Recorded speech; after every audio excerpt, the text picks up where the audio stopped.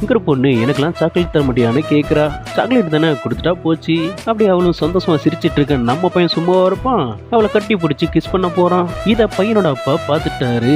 பாவம் இந்த 2 பேருக்கு தான் இந்த விஷயம் தெரியல. இப்படி கதையோட ஹீரோ அவரோட பள்ளி பருவ கதைய தன்னோட வைஃப் கிட்ட சொல்லிட்டு இருக்காரு. இதை கேட்டுட்டு ஹீரோட வைஃப் செமையா காண்டாயி, உங்களெல்லாம் சும்மையே விடக்கூடாது, தலையில கொட்டணும். அதே சம்பவம் தான் அங்கேயே நடந்துட்டு இருந்து. பொண்ணோட அப்பா, என்னங்க ஒரு பையன் எப்படியா வெளியே போட்டு அடிக்கிறது?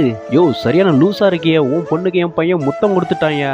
இந்த அவமானம் தாங்க முடியாம பொண்ணோட அப்பா ஒரு விட்டு கிளம்ப போறாரு. போறதுக்கு முன்னாடி என் பாரதி கிட்ட 2 வார்த்தை பேசிட்டு வந்துறேன். இப்படி பொண்ணு வீட்டுக்குள்ள போகும்போது பையனோட அம்மா இவள பாக்குறாங்க. பாரதி, என்னோட அப்பா என்ன ஊரை விட்டு கூட்டு போறாங்கடா. இப்படி இந்த பொண்ணுக்கு ஹீரோவை பிரியதுல ரொம்பவே வருத்தமா இருக்கு. ஹீரோக்கு அழுக மட்டும்தான் வருது, வேற எதுவும் செய்ய முடியல. இது வரைக்கும் லவ் பண்ணும்போது ஸ்கூலுக்குள்ள ஒன்னா சேர்ந்து பழகிருப்பாங்க.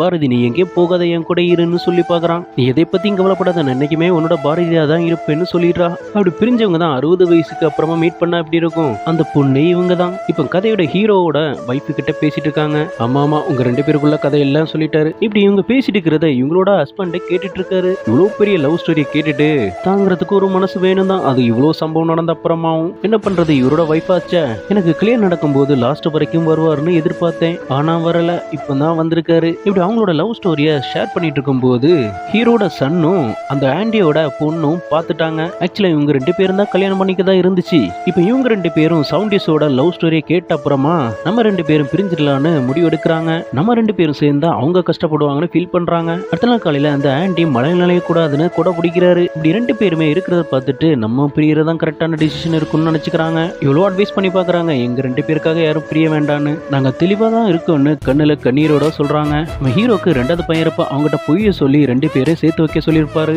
இப்ப மேரேஜ் பண்ணி 2 பேருமே சந்தோஷமா இருக்காங்க. இந்த கதை உங்களுக்கு பிடிச்சிருந்தா லைக் பண்ணுங்க.